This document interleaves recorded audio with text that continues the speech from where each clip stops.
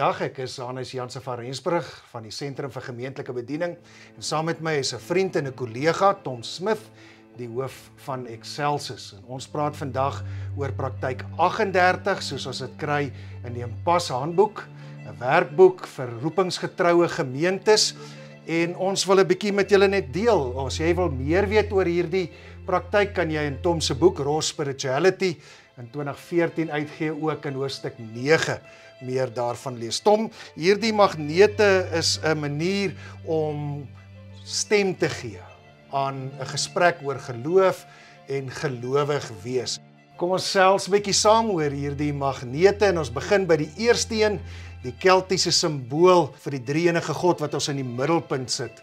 Iets in gedagtes wat jy daaroor met ons wil deel. Hannes, baie dankie en is baie lekker om te gesels met julle ook as die luisteraars of die kykers. Hannes, toe ons begin dink het oor hoe lyk dit om Jesus te volg, het ons by 'n ou antieke tradisie aangesluit wat 'n lewensritme genoem word of in Latyn 'n regula.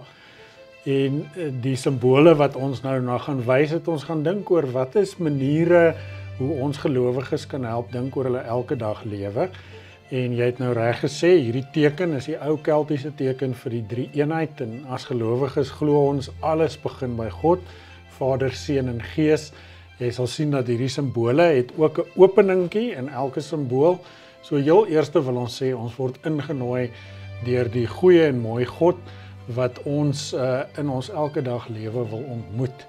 En ek dink wat belangrik is met hierdie simbool is, almal van ons het 'n beeld van hoe lyk God.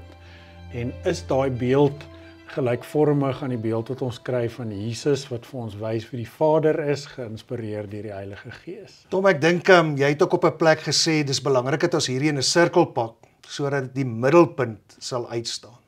Dat ons werklik ook sal dink in ons stories en ons vra wat ons oor hierdie simbole vra, oor wat dit werklik vir ons beteken, as ons sê, God is die middelpunt van ons gelowig wees, van ons kerk wees. Kom ons kyk na die volgende een, dis lyk soos 'n muurprop. Ja, so iets wat ons in hierdie simbool probeer wys is dat net soos my kykers saam met julle is ons elke dag besig om allerlei van ons tegnologiese instrumente te laai en dit is vir ons belangrik ook in ons saamwees met God lewe, ons koneksie met God, dat ons praktyke en dissiplines inoefen waar ons natuurlik by God inskakel. En ek dink van die klassiekstes in die gereformeerde tradisie is natuurlik gebed en Bybellees, maar daar's ook ander soos stilte of aanbidding.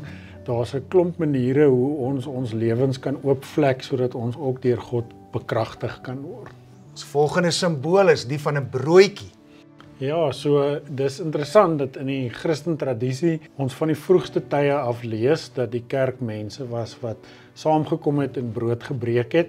Hierdie prentjie van 'n brood kom ook van die Engelse woord companion af, wat letterlik beteken in Latyn com en panere met brood. Ons almal in ons geloofslewe het natuurlik mense wat ons saamwees mense is, met wie ons brood breek, ons gesinne, ons familie, maar dan ook ons vriende. Jy weet, en hierdie dui daarop dat ons nie hierdie reis alleen loop nie. Ons loop dit saam met ander mense en die vraag dan is, wie is my reisgenote? Ja, 'n belangrike vraag om te antwoord. Ons gaan na die puzzelstukkie toe, die legkaartstukkie. Ja, so dis wonderlik dat die Here elkeen van ons uniek geskape het en hierdie uniekheid beteken dat ons 'n deel is van God se groot legkaart wat hy in ons gemeenskappe, ons gemeentes bou en so wat ons hier aan dink is hoe die Here my gemaak het in terme van my temperament, my begaafdheid, ons lewenservaring en die vraag is hoe is ek 'n unieke legkaartstuk binne in die plekke waar ek myself bevind. Ja, ek onthou die eerste keer toe ek 'n Impas oefengemeenskap bygewoon het, was dit die een wat vir my uitgestaan het. Ja. Ek het gewonder, waar pas ek in?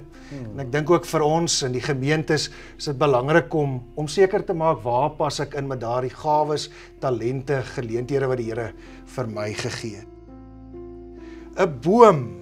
So dit is so mooi dat die boom is natuurlik 'n beeld wat Jesus voor was in die gelykenisse wanneer hy gesê het 'n mosterdsaadjie is klein, maar dan groei dit en dit word 'n boom en net so is ons elkeen geplant in 'n spesifieke plek En vir ons lidmate beteken dit natuurlik die woonplekke, ons woonbuurte, waar ons neergesit word om die koninkryk te soek en ook 'n skadieboom te wees wat 'n plek is waar mense verryk kan word en kan asem skep. En so hierdie simbool is vir ons belangrik. Dit gaan ook so 'n bietjie oor wat dit beteken om te kyk na die aarde, is dat ons word as goeie rentmeesters geroep om te kyk na die skepping, en so hierdie boom simbool help ons daarmee. Ja, ek dink ons kan oor die boom in sy volheid ding, daardie wortels wat geanker moet wees, amper saam met die muurprop, daar in die stroom lewende water, maar dan al die verskillende funksies van 'n boom.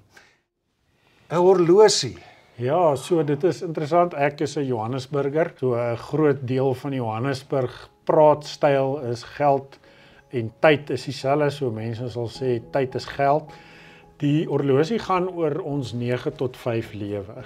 Dat wanneer ek as 'n disipel van Jesus gevorm word, is dit nie net 'n Sondag geloof nie, maar dit gaan oor daai plek waar ek besig is om my werk uit te leef en dan ook die hulpbronne wat ek kry. Ons almal kry geld en so die vraag is, hoe volg ek Jesus met my 9 tot 5 klok lewe in terme van die maniere hoe ek my energie vir my werk gebruik en dan ook die geld wat ek verdien, hoe is ek besig om daai deel te maak van koninkrykslewe. So dis so 'n bietjie daai simbool. Ja, ek het ook al 'n bietjie gewonder oor Kronos en Kairos. Kronos die kronologiese tyd, die fisiese tyd, maar ook die Kairos, die oomblik. Absoluut. Om die vermoë te hê om die oomblik raak te sien. Dan is ons by 'n bruggie. Ja, so ons lewe in 'n samelewing wat diep gepolariseer is en daar's hierdie klowe wat baie keer deur al die ismes in ons land beskryf kan word, klassisme, rassisme, seksisme, en 'n manier om hieroor te dink is dat die Here is die hele tyd besig om ons uit te nooi om 'n brug te bou na die ander toe, maar dan miskien selfs meer uitdagend. Die Here gebruik baie keer die ander om 'n brug na ons toe te bou. En so die vraag is in ons disipelvormende reis, hoe laat ek toe dat naastes wat ver is, naastes word wat naby is? En so die brug simboliseer bietjie dit. Ons laaste enetjie is die van 'n mediese tassie. Ja, so ons bly in 'n land ook wat ek dink een van die grootste hoeveelhede trauma beleef. Daai trauma lê baie keer in ons geestesgesondheid, maar dit kan ook in ons lywe lê. En so hierdie simbool gaan oor 'n deel van Jesus se bediening wat gaan oor heelheid of gesondheid. En die vraag hierso is, hoe kan ek leer om my lewe ook oop te maak vir daai aspekte van my disipelvorming? So ek dink Hannes, jy het nou dit so mooi gesê, dat wanneer ons met hierdie simbole werk, is daar verskillende goed waarmee ons werk. Die een is net die beeld wat na my toe kom, of ons noem dit die uitnodiging. So ek gaan hulle gou vinnig weer sê, die drie enige God hier in die middel, nooi ons uit na 'n lewe toe, waar ons in 'n koneksie met God is, die kragprop. Ons word genooi om brood te breek saam met ander. Ek dink, wie is die mense saam met wie ek reis? Ek word as 'n geskenk gegee vir die wêreld, my uniekheid wat is soos 'n legkaartstukkie. Ek is geplant in 'n spesifieke plek, 'n woonbuurt. Ek word ook bekragtig om my energie te gebruik in my tyd en my geld in my 9 tot 5 lewe. En dit is nie net vir mense wat salarisse trek nie, dit is vir alle mense. En dan word ek laastens uitgenooi, of tweede laastens, om 'n brug te bou na ander toe, of ek het 'n plek in my lewe waar ek dalk genesing of heling nodig het. En jy het nou verduidelik dat die eerste keer toe ons hierdie gedoen het, was daar een wat vir jou uitgestaan het, en miskien vir julle as kykers, kan jy ook sommer dink, daar's dalk een of twee wat in hierdie seisoen van jou lewe vir jou ietsie is wat jy dink, ja, in my disipelvorming is dit dalk 'n volgende stap. Ons wil ons kykers uitnooi om hierdie praktyk te gebruik, om vir hulle taal te skep, om oor hulle geloof te praat, dat die plek waar hulle is, of oor gemeentewees te praat. Baie dankie. Baie dankie.